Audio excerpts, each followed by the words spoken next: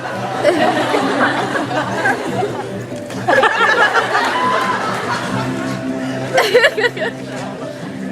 right, are you guys ready for your first question?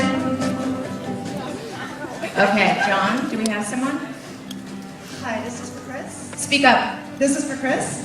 Actually, we kind of want to bring up our producers and the cast that's here with us tonight. Thank you very much.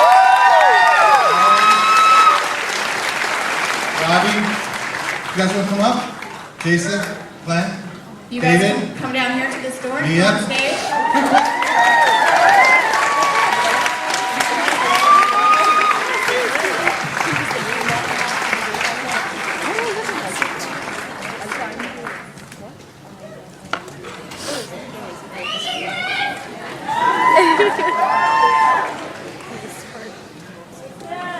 We can answer a question while we wait. Hi. My question was that it seems like a lot of your inspiration and your creative identity comes from your having been an outlier in your earlier life. And I was wondering, what does the creative future hold for Chris Colfer that's not really on the outside of anything anymore? So, what's coming up? Say it again? Just how do you sort of approach creativity as someone who's already achieved success? Oh, gosh, creativity is it's like the best gift ever and the worst curse ever also, because it just smacks you upside the head every time you get an idea that you're passionate about, and kind of what that guy said. But it kind of fills your body. You just have to get rid of it somehow, and I think most writers can agree that it's something you have to do. You can't ignore it. You're born a writer, and you have to get stuff out. We have a question down here. Hi. I wanted to know why Carson only wears blue. Because that's my favorite color. Because it was Brian's idea. Hi, Polly! It was Brian's idea for every character to have their own individual color. Of course, that's my color. And it was also kind of ironic that he only wears sky colors throughout the whole movie, hence the lightning. We have another question over here. Hi, Chris, I have a question for you. If you were a student at Clover High School, what dirt would Carson have on you?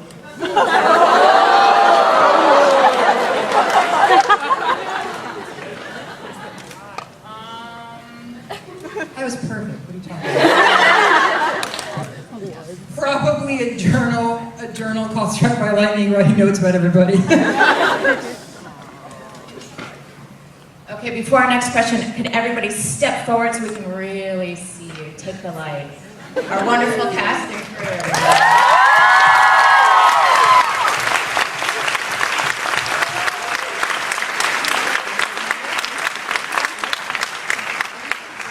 We have a question over here. Hi, this is for Chris. I'm a really huge fan, and you did a really good job.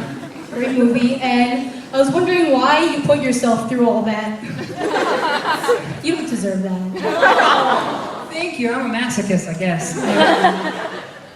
I don't know. It was definitely not the most glamorous filming situations, especially the scene where I'm covered in dirt and I'm dead.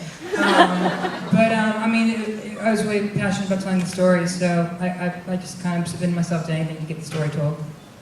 Oh, follow-up question. Do you think you could sign this? What is it? It's a poster of you from Teen Vogue. Oh, okay. We'll do that after. We have another question here.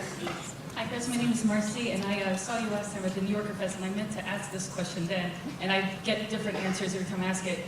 Obviously, when you're on set, you have your own point of view of things, like you see things a certain way, and you have your own thoughts going on in your head while you're on set, particularly for this movie. What is it like going to a television, though, and seeing it from an audience's perspective? How does that change your thoughts and views of what you're made? Like how does that, like the different audiences? Well, like when you were obviously creating it, you had your own thoughts and views of how this was going to be when you're the one creating it. As it's being created, what is it like now seeing it through the television and seeing what you created? Does that change? Thank you. Sorry. Slow.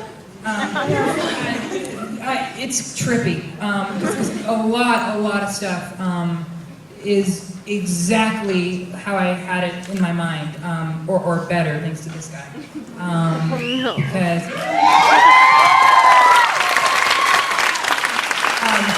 like, I mean, just random things, like down to the classroom. Linda, you did amazing with that classroom. And the costumes, Wendy, shout out. It was great. It was that and better, but it's tricky. Like, I think that the craziest thing is seeing people like Polly and Allison in these roles, and they were really the people that I envisioned when I was 18, 17, however, I get younger every time I tell a story. Actually sitting down and writing this. So it's a trip. Okay, we have a question over here.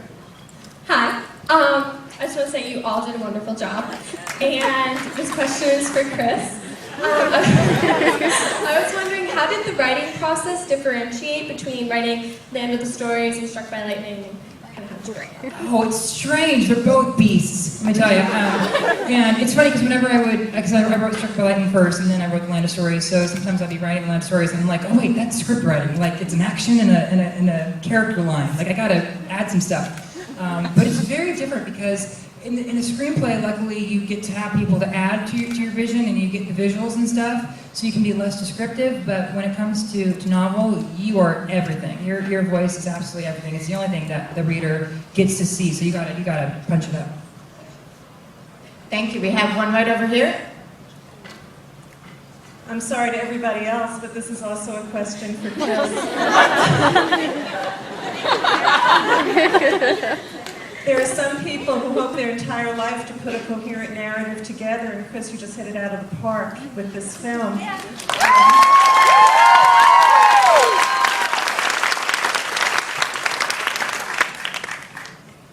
So you've said in interviews that you have another screenwriting project underway right now, another film. And I'm just wondering, do you see, looking in your future, do you see yourself happily and creatively spending a good portion of your life doing screenplays?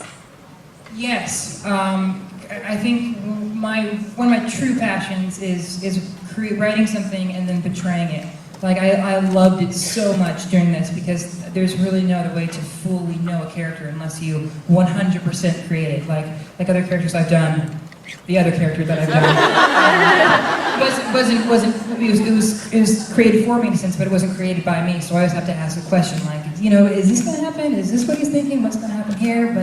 But in this one, I got to be completely in control. I like control. Thank you. We have a question up at the top. Sweet baby Jesus. Hi.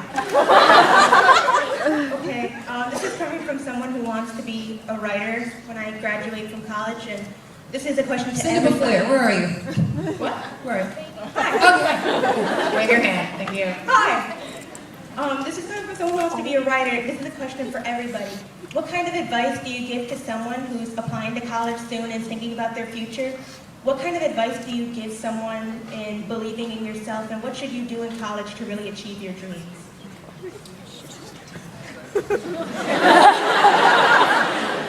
It's a really hard one. I'm a fun one.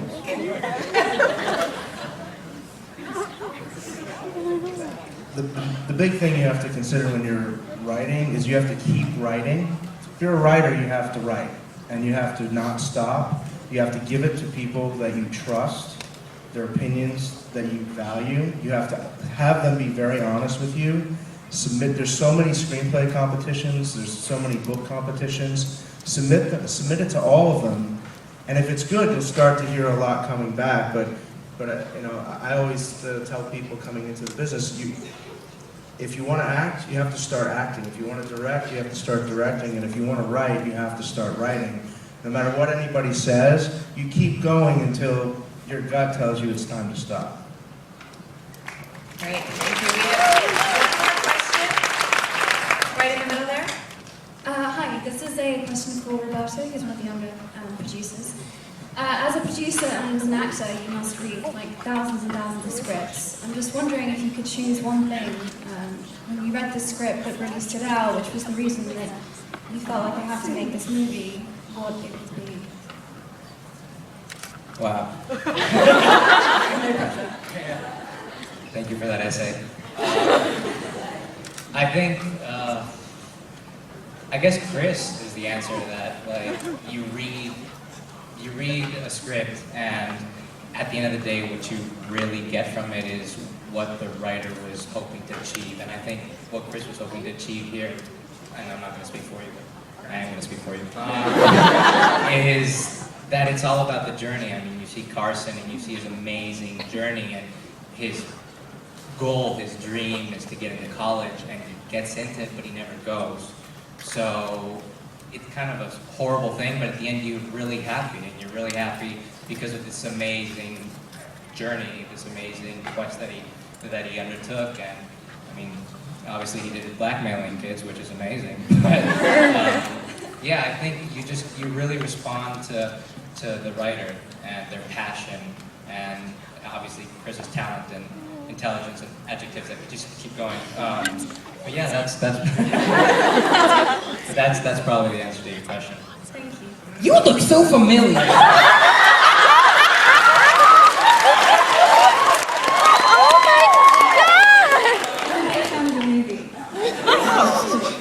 Maybe you've seen me like every. We love you, Emma.